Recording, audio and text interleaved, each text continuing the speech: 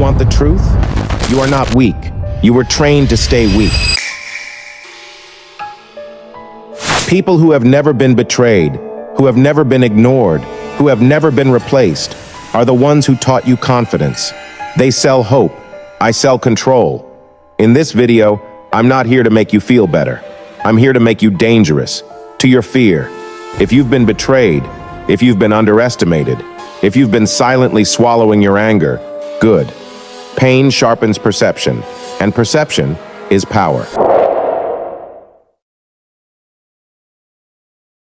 You don't lack confidence. You're over-socialized. Every hesitation you feel comes from an imaginary courtroom where everyone is judging you. Their opinions are ghosts, and ghosts only have power if you believe in them. So we don't ignore fear. We weaponize death. Here's the technique they'll never teach you. When you're standing at the edge of action, about to speak, approach, risk, you don't imagine success. You imagine the end. Picture yourself in a hospital bed, body hollowed out, breathing borrowed. A doctor tells you calmly, you have 1 day left. Now answer one question honestly. Would that dying version of you care about embarrassment, about rejection, about looking foolish? Or would he despise you for choosing safety over truth? Fear collapses when time runs out. Death burns away social anxiety like acid, and suddenly the opinion of strangers feels laughably small.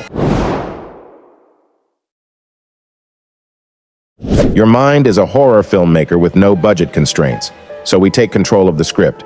You imagine the absolute worst-case scenario, fully, brutally, not vaguely, viscerally, rejected, laughed at, judged.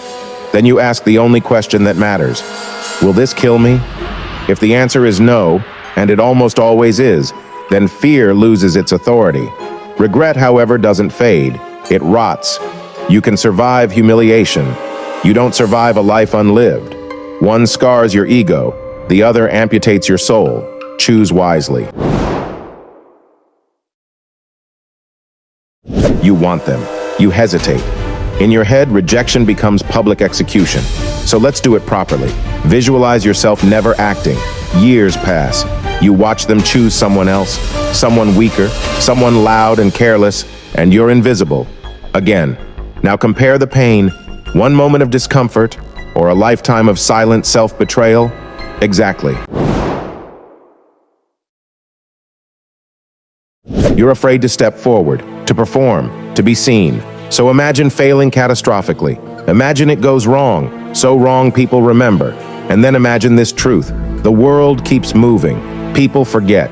You adapt. You evolve. Failure ends nothing. Avoidance ends everything. Fear isn't logical, so we don't negotiate with it. We override it. Stand in front of a mirror, alone, no audience, no performance. Look yourself in the eyes and don't flinch. Then speak lies. Yes, lies. I am capable. I am inevitable. I dominate environments I enter. Your subconscious doesn't care about truth. It cares about repetition. You've been gaslighting yourself into weakness for years. Tonight you reverse it. Say it daily. Cold, emotionless. Not to feel better. To become different. Then you go further. You split. One version of you becomes the authority, the CEO, the dominant archetype. You answer questions as him. You move as him. You speak as him.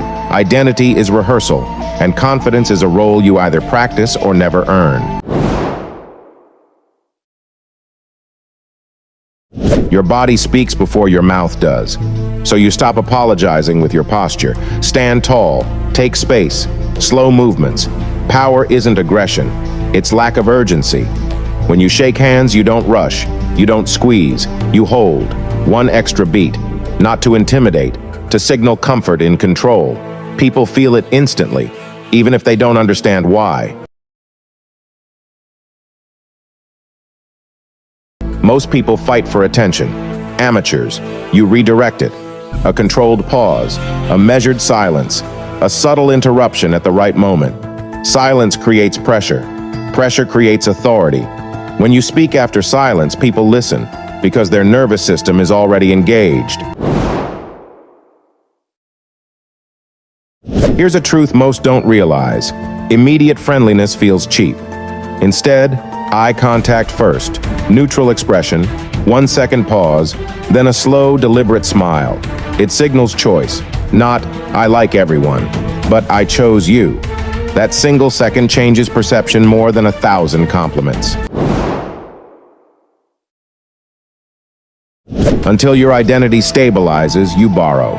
Observe someone with undeniable presence, not their words, their rhythm, how they pause, how they move, how they speak slowly without seeking approval. You mirror subtly, not mimicry, assimilation. Over time, the borrowed becomes internal. Confidence spreads like a virus, if you let it infect you. Most people talk to avoid discomfort. You don't. You state your point, then you stop. No justification, no over-explaining. Silence forces the other person to react, and whoever reacts first is psychologically lower.